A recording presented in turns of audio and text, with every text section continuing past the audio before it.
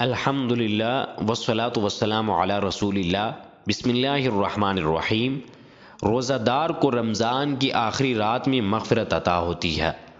حضرت ابو ہریرہ رضی اللہ تعالی عنہ سے راوی ہے کہ اللہ کے رسول صلی اللہ علیہ وسلم نے فرمایا، یعنی میری امت کے روزہ دار افراد کی رمضان کی آخری رات میں بخشش ہو جاتی ہے۔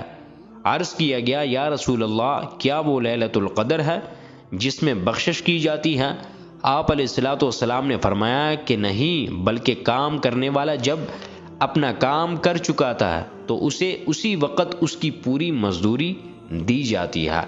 معلوم ہوا کہ جب ہم روزہ افطار کریں تو اس وقت اللہ تبارک و تعالی ہمیں ہماری دعا، روزہ دار کی دعا کبھی رد نہیں فرماتا، اور رحمت والے فرش جو ہے وہ رمضان کے اندر پہلے عشرے میں رحمت اور دوسرے عشرے میں مغفرت، اللہ تبارک و تعالی سے ہم اگر مغفرت مانگے تو ہمارے گناہوں کو بخشش فرما دیتا ہے، اور نجات والے عشرے کے اندر اللہ تبارک و تعالی ہمیں جہنم سے نجات عطا فرماتا ہے۔